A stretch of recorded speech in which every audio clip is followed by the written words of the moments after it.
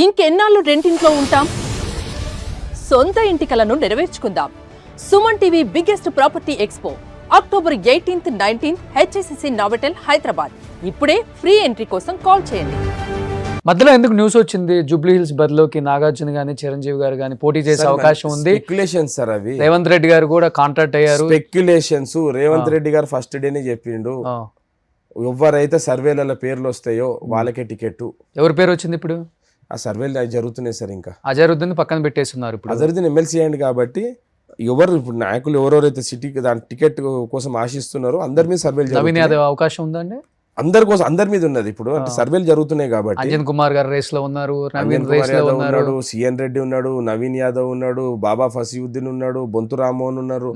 ఇలా అందరు ప్రయత్నాలు చేస్తున్నారు. దాంట్లో బెస్ట్ క్యాండిడేట్ కి ఇస్తారు. ఎందుకనంటే ఇప్పుడు ఇంకొక లేడీ కంచెర్ల విజయలక్ష్మి అని ఆమె ఎవరో రేస్ అన్నారు. ఇప్పుడు చాలా మంది ప్రయత్నాలు చేస్తున్నారు. రోహన్ రెడ్డి కూడా రేస్ లో ఉన్నారా? లేదు సార్. సార్ నేను అదే చెప్తా, ఒకవేళ రేస్లు ఉండాల్సిన అవసరం లేదు. ఓకే, ఆయన అనుకున్నాడంటే ఈయన గెలుస్తాడు, ఈయన టికెట్ ఇవ్వాలంటే పిలిచి ఇచ్చేస్తాడు అంతే. ఓకే, మనం ఆయన ఇబ్బంది పెట్టే పరిస్థితి తీసుకురావద్దు. ఆ పార్టీకి ఏది లాభము, అక్కడ టికెట్ ఇస్తే ఎవరికి ఆ పార్టీకి ఎట్లా లాభం అవుతుంది అనేది ఆయన దగ్గర ఒక ఈక్వేషన్ ఉంటుంది. ఇప్పుడు నన్ను కంటెస్ట్ చేయాలంటే నేను ముఖ్యమంత్రి గారి దగ్గర పోయి అర్జీ పెట్టాల్సిన అవసరం లేదు. ఆయన పిలిచి చెప్తాడు, పోయి పని చేసుకోవాలి. అధికారంలో ఉంది కూడా ఎంత లేట్ గా అనౌన్స్ చేశారు. ఆల్రెడీ బీఆర్ఎస్ అనౌన్స్ చేసేసింది గోపీనాథ్ కాబట్టి వాళ్ళ భార్యకి ఇచ్చింది సార్. అదే కాంగ్రెస్ పార్టీలో డెమోక్రసీ ఉన్నది సార్. 3 పేర్లు పైకి పంపిస్తారు, అక్కడ 3 పేర్లకి ఒక పేరు వాళ్ళు డిసైడ్ చేసి కిందికి వస్తుంది. ఓకే, మాకు పార్టీ నేషనల్ పార్టీ సార్. మాకు హైకమాండ్ ఢిల్లీలో ఉంటారు. 3 పేర్లు మీకు తెలిసే ఉంటుంది. 3 పేర్లు ఇప్పుడు సార్ నేను ఒక మాట చెప్తున్నా. రేవంత్ రెడ్డి గారు గొప్పతనం ఏందన్నట్టు చెప్పన్నా, నీకేం అవసరం ఉందో అంతే చెప్తాడు మీకు.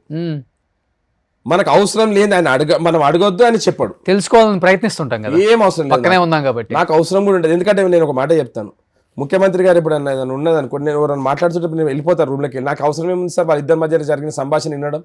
ఓకే, ఎవరైనా కానీ unless and until he thinks that you have to SIT here అంటే మేము కూర్చుంటాం. కానీ లేకపోతే ఎవరు వచ్చినా నేనైతే బయటికి వెళ్ళిపోతా ఫస్ట్.